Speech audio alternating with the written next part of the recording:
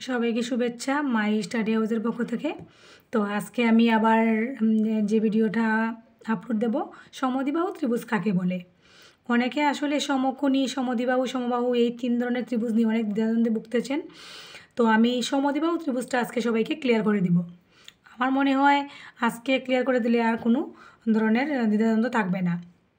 তো যারা আমার চ্যানেলে নতুন তারা অবশ্যই সাবস্ক্রাইব করে নেবেন পরবর্তী ভিডিও পাওয়ার জন্য। যে ত্রিভুজের 2টি বাহু সমান তাকে সমদ্বিবাহু ত্রিভুজ বলে। এটা সাধারণত সংজ্ঞা। এখন আমি ত্রিভুজটি দেখাবো।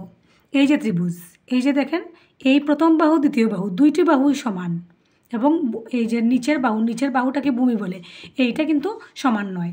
আপনি যদি এখানে 4 নেন তাহলে 3 নেবেন, 5 নিলে 3 নেবেন বা 2 নেবেন। মানে এই 2টি বাহু সমান। এই যে বাহু নিব, বাহু থেকে কিছু বেশি নিয়ে 2টি বাহু আমি আঁকবো। সমদ্বিবাহু ত্রিভুজের সমান বাহু 2টির বিপরীত বাহুকে ভূমি বলে। এই যে 2টি বাহুর বিপরীত বাহুকে ভূমি বলে।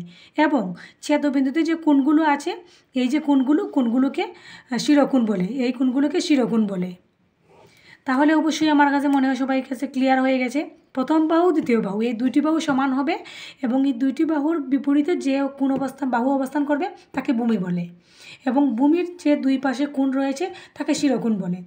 চিত্রে ABC একটি সমদ্বিবাহু ত্রিভুজ। আশা করি সবাই বুঝতে পেরেছেন। তো যারা আমার চ্যানেল নতুন অবশ্যই চ্যানেলটিকে সাবস্ক্রাইব করে রাখবেন। ডেসক্রিপশন বক্সে আমার চ্যানেলের লিঙ্ক দেওয়া আছে, এবং অন্যদেরকেও শেয়ার করে সাবস্ক্রাইব করতে বলবেন। তো সবাই ভালো থাকুন, সুস্থ থাকুন। পরবর্তী ভিডিও অবশ্যই আমি খুব শীঘ্র দিয়ে দেওয়ার চেষ্টা করব। মাই স্টাডি হাউসের পক্ষ থেকে সবাইকে আবার শুভেচ্ছা।